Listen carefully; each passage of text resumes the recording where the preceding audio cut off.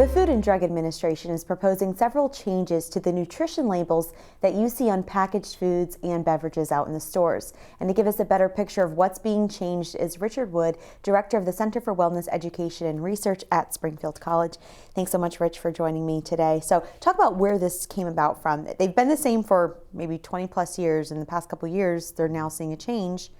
Yeah, they've decided to make some changes in it, and you know, the first glance at those changes shows me the biggest thing is it gave some great material to late night comedians. It's probably the best thing that happened with this.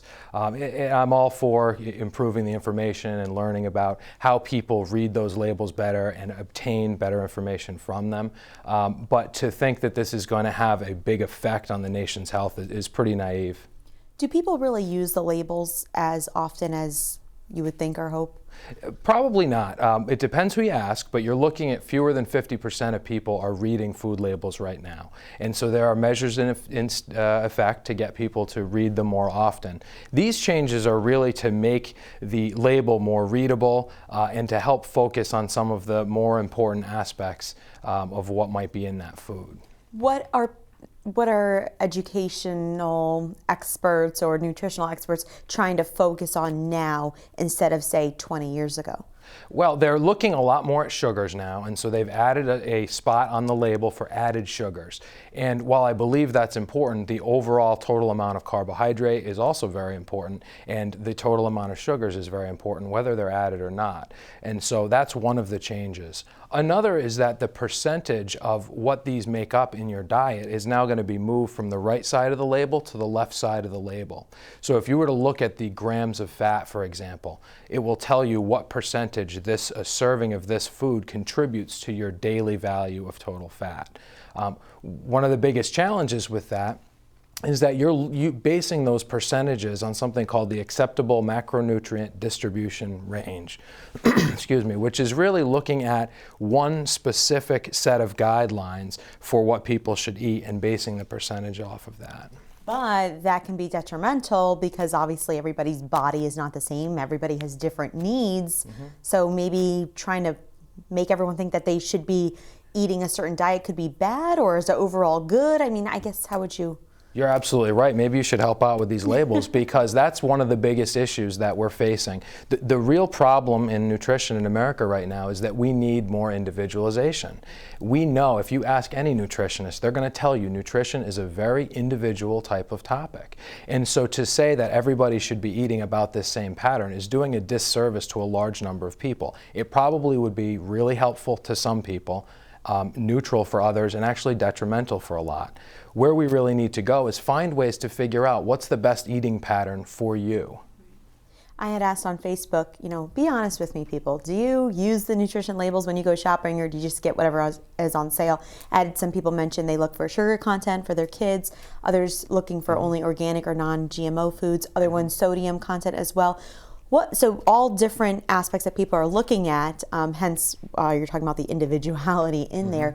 What's the overall key, though, to choosing healthy, nutritious foods? The number one key is knowing yourself and what your needs are. So those individuals are probably very dialed into what they need and what their children need, and that's terrific. And in that case, the labels can be helpful if they know how to use those labels. But where we're missing the boat is helping people figure out what they need as individuals. So that is the key. There is no one key food, there is no one key nutrient that needs to be the focus of any diet.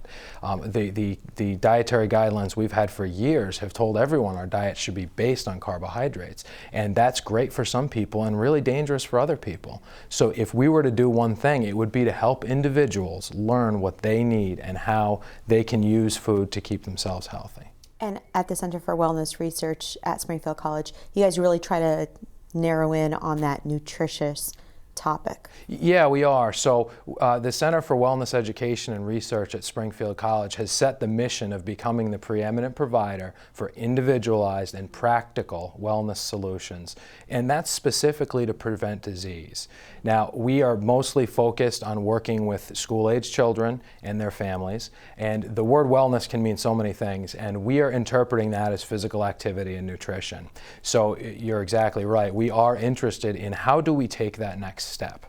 because we don't need more guidelines. People know that guidelines exist. Where we're missing the boat is how do people make that work in their everyday lives. So in a grand scheme, what we're trying to do at the Center for Wellness Education and Research is to try to find ways that we can learn about best practices in behavior. We can learn about interventions that are most successful in different types of populations, and then learn how to bring wellness to the individual for their daily lives. Now, I know you mentioned you try to focus on children. It's got to be hard if you're a parent of a younger child that they're not going to obviously be jumping up and down saying, no, I'd rather have the carrot instead of the chocolate. You know, even as adults, I know I'm like, oh yeah, I'll take chocolate. So how do you kind of institute some practices or habits to get your child to be much more excited about fruits and vegetables? Isn't that a big question? And it's a question, I have children, I face this. If the best thing you can do with your kids is cook with them.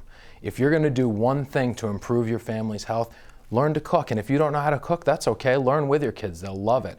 Nutrition and cooking is a lesson in sociology. It's a lesson in science. It's a lesson in math. I mean, they're using fractions to measure, and they're learning about heating and changing properties of food. That's one of the best things you can do. So if you present a carrot to a kid, they might not be very interested in that. But if you use carrots to make some sort of a salad, they're going to see where that came from. That came from the farmer's market, preferably. You're buying some locally grown produce. You're taking that, peeling that, you're putting that into a recipe, and then they become more interested in, oh, I put that there, or I see how that makes to be a part of this whole picture. And hopefully that's much more appealing than processed, packaged foods. Yeah, and so, getting back to the idea of the labels, that's one of the other issues. We shouldn't be focusing so much of our energy on trying to upgrade to the best cookie. We should be helping people to find more whole foods. We should be helping people to find things that fit better for their lives.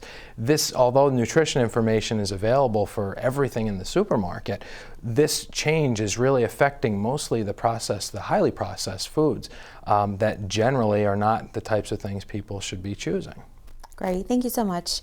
Richard Wood from the Center for Education and Research at Springfield College. Thank you.